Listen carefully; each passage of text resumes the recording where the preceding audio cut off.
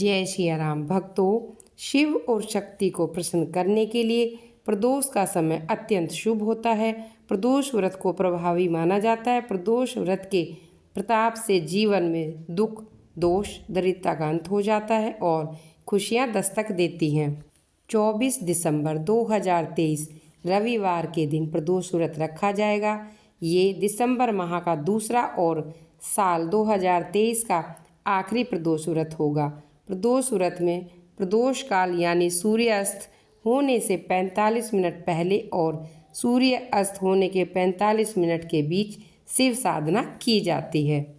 पुराणों के अनुसार रवि प्रदोष को करने से बेहद स्वास्थ्य अच्छा रहता है, लंबी आयु होती है और प्रदोष व्रत एक साल में कई बार आते हैं। प्राय यह व्रत महीने में 2 बार आता है। पुराणों के अनुसार एक प्रदोष व्रत रखने का पुण्य 2 गाय दान करने के बराबर होता है। रवि प्रदोष व्रत कथा। स्कंद पुराण की कथा के अनुसार पुराने वक्त की बात, एक गांव में गरीब विधवा ब्राह्मणी और उसका एक पुत्र रहा करते थे जो भिक्षा मांगकर अपना भरण पोषण करते थे। एक दिन वह दोनों भिक्षा मांगकर वापस लौट रहे थे। उन्हें अचानक नदी के किनारे एक सुंदर बालक दिखाई देता है। विधवा ब्राह्मणी उसे नहीं जानती।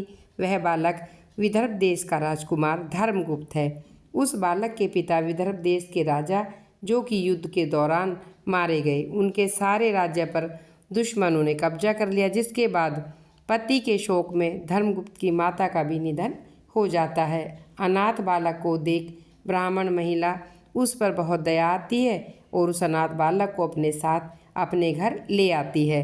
बालक का भरण पोषण करने लगती। एक दिन बुजुर्ग महिला की मुलाकात ऋषि सांडिल्य से हो जाती है। उन्होंने उस बुजुर्ग महिला और दोनों बेटों को प्रदोष व्रत रखने की सलाह दी।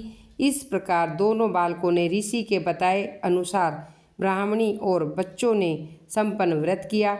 जिसके कुछ दिन बाद ही दोनों बालक जंगल में सैर कर रहे थे। तभी उन्हें 2 सुंदर गंधर्व कन्याएं दिखाई देती हैं, जिनमें से एक कन्या का नाम अंशुमति था। उसे देखकर राजकुमार धर्मगुप्त आकर्षित हो जाते हैं और फिर गंधर्व कन्या अंशुमति और राजकुमार धर्मगुप्त का विवाह संपन्न हो जाता है। जिसके बाद राजकुमार धर्मगुप्त ने पूरी लगन और मेहनत से दोबारा गंधर्व सेना को तैयार किया।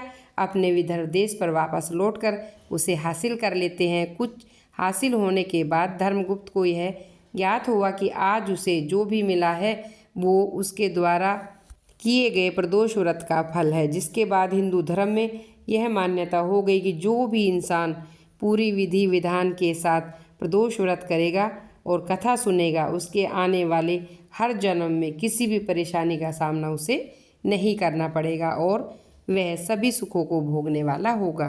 प्रदोष व्रत के दिन सूर्य उदय से पहले उठना चाहिए। स्नान आदि के बाद पूजा घर में जाएं और व्रत का संकल्प लें। इस दिन की पूजा में बेलपत्र, अक्षत, धूप, गंगा जल इत्यादि अवश्य शामिल करें। इन चीज़ों से भगवान शिव की पूजा कर इस व्रत में भोजन बिल्कुल ना करें, क्योंकि यह व्रत निर्जला किया जाता है। इस तरह पूरे दिन उपवास करने के बाद सूर्यास्त से कुछ देर पहले यानी शाम के समय दोबारा से स्नान कर दोबारा पूजा कर लेनी चाहिए। ओम नमः शिवाय का जप अवश्य करते रहें। भोले बाबा की जय।